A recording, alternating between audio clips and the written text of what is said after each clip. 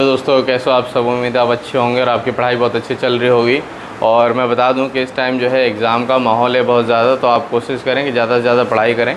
और देखो क्या है, मैंने लास्ट टाइम आपको जो है कुछ फ्रैक्शन के सब्ट्रैक्शन सिखाए थे। जैसे मैं एक एग्ज़ाम्पल लेके आपको बताता हूँ,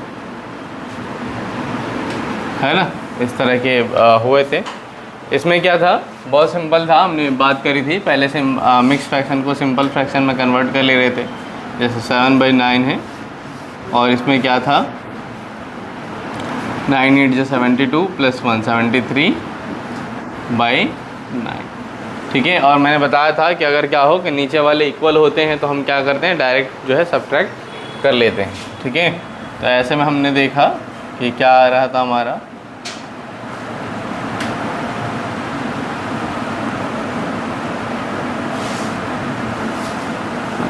ये हमारा माइनस करके आ रहा था।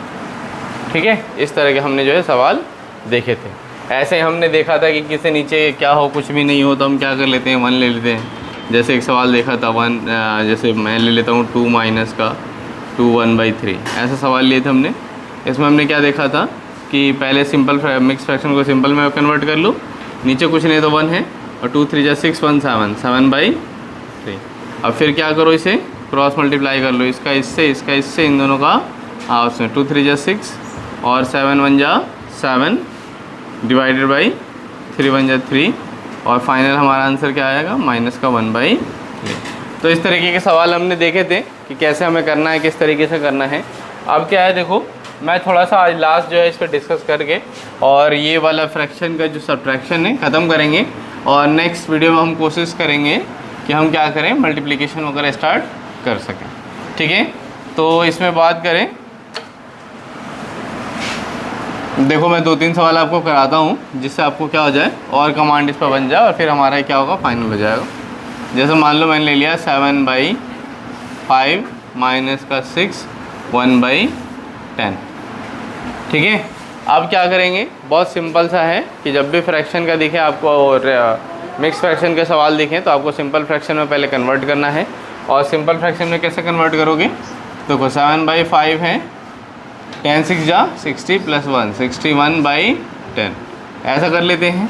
करने के बाद फिर क्या करेंगे, हम इसे फिर हम सॉल्व करेंगे। तो मैं देखो यहाँ पे आप जब तक डिनोमिनेटर नहीं पहचानोगे सवाल आपको जो है ना अच्छे से नहीं आएगा। अब यहाँ पे आपको क्या दिख रहा है, यहाँ पे आपको ये दिख रहा है कि यहाँ पे जो डिनोमिनेटर है ये 5 और 10 है, 5 के टेबल में 10 आता है।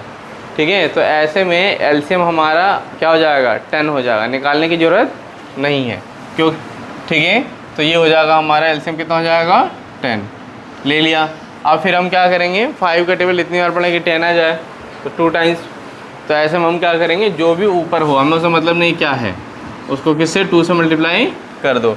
फिर बीच में माइनस का साइन है तो माइनस लगा दिया। अब 10 का टेबल कितना बड़ा, 10 आ जाए एक बार में, तो क्या करेंगे 61 को 1 से मल्टीप्लाई कर देंगे, तो कितना आ जाएगा, 7 2 जा 14 और 61 जा 61/10।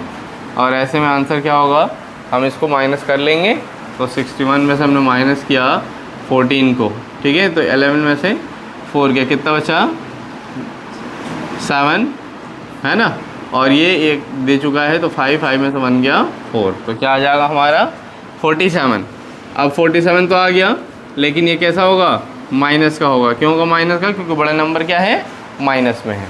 ठीक है। समझ में आ रहा है। ऐसे एक सवाल और मैं ले लेता हूँ।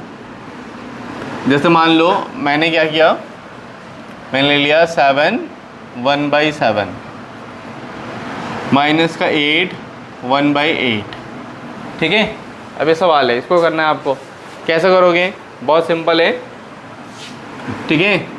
देखो 7 7 जो 49 + 1 50 50/7, और 8 8 जा 64 + 1 65/8।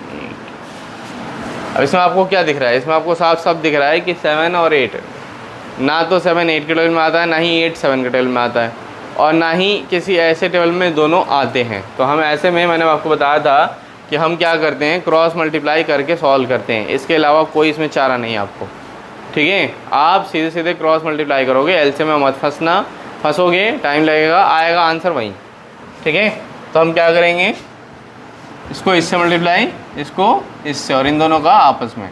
तो 50 है, 50 को 8 से मल्टीप्लाई कर लेंगे और 65 है तो इसको 7 से कर लेंगे और नीचे कितना है 7 8 जा 56, तो ऐसे में कर लेंगे हम। तो 8 5 जा 40, 400 हो जाएगा और ये कितना जाएगा 7 5 जा 35, 7 6 जा 42 प्लस 3 45 डिवाइडेड बाई 56। तो आंसर क्या आएगा माइनस का 55/56। ये हमारा क्या होगा आंसर हो जाएगा। उम्मीद है आपको समझ में आ रहा होगा। ठीक है, एक सवाल मैं और आपको लेता हूँ।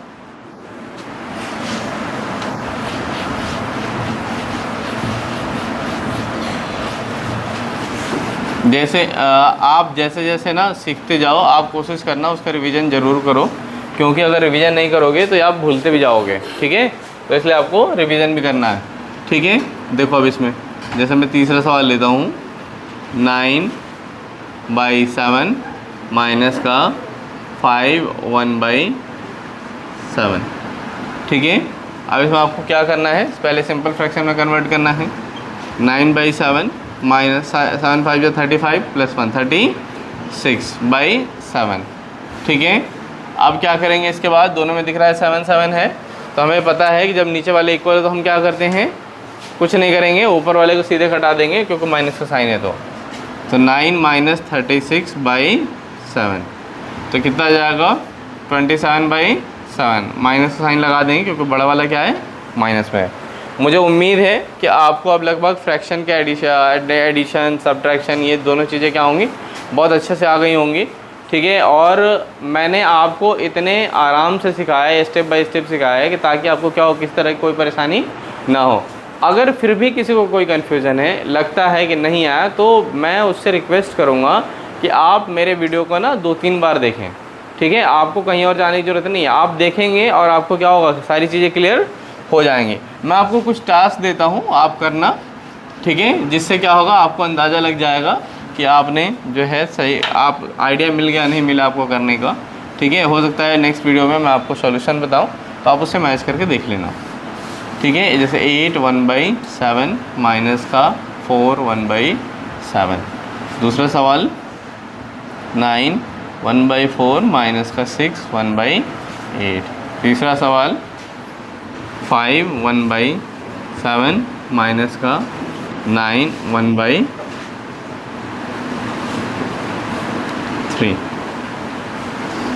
9/3 है। ठीक है, इसको ऐसा करते हैं हम, कुछ यहाँ पे दूसरा रख देते हैं जिससे आपको क्या हो जाए 7/3 कर दिया। ठीक है, जिससे क्या हो कि थोड़ा सा सवाल को डिफ़िकल्ट बनाया जा सके, जिससे आप कर पाओ और करो तो थोड़ा मज़ा भी आए। ठीक है, तो फाइनली मैं आपको बताऊं तो ये तीनों सवाल आपको करने हैं और कोशिश ये करना है कि जो मैंने बताया आपको कि मेरे वीडियो को बार बार देखो। अगर आपको लग रहा है किसी टॉपिक में डाउट है, नहीं आया, समझ में नहीं आया, कोई दिक्कत आ रही है, तब क्या करो, उसे बार बार देखो। बार बार देखोगे तो होगा क्या कि जहाँ पे प्रॉब्लम आ रही होगी ना, वो धीरे धीरे खुद ब खुद ही आपको क्या होगा क्लियर हो जाएगा। अगर मेरे चैनल पे नए हो और आपको लगता है कि बीच के वीडियो समझ में नहीं आ रहा है, तो आप स्टार्टिंग से देखो। ठीक है, लगभग 40-45 वीडियोज़ हो चुके हैं जो बेसिक सीरीज़ के चल रहे हैं। तो अगर आप बिल्कुल मैथ्स में जीरो हो ना, बिल्कुल जीरो, तब भी क्या करो, आप देखना शुरू करो। आप, मैं बता रहा हूँ कि आप धीरे धीरे इसका हीरो हो जाओगे आप। ठीक है, लेकिन आपको क्या करना पड़ेगा, देखना पड़ेगा, लगातार देखना है, समझना। और मैं बताऊं तो अब तो ख़ास तौर पे ज़रूरत हो गई है, क्योंकि अभी क्या है कि आप देखो आपके एग्ज़ाम्स भी चल रहे हैं। अब मान लो कि अगर आप एग्ज़ाम वगैरह दोगे और आपके बेसिक ही क्लियर नहीं होंगे तो क्या होगा, आप एग्ज़ाम भी अच्छे से नहीं दे पाओगे। तो आप कोशिश करो कि जो आपका हाफ ईयरली एग्ज़ाम चलने वाला है उससे पहले आप मेरे वीडियोज़ को पूरे तरीके से देख लो, ताकि क्या हो जाए कि एटलीस्ट जहाँ तक मैंने अभी पढ़ा दिया है वहाँ तक आपका सारा कॉन्सेप्ट क्या हो जाए, क्लियर हो जाए। ठीक है, और मैं आपको बताऊं, अगर आप नए हो मेरे चैनल पे तो चैनल को सब्सक्राइब करना बिल्कुल भी ना भूलना। ठीक है, और वीडियो अच्छी लग रही हो, मेरी वीडियो अच्छी लग रही हो तो आप क्या करो, लाइक ज़रूर करो और एक प्यारा सा कमेंट भी ज़रूर होना चाहिए। धन्यवाद।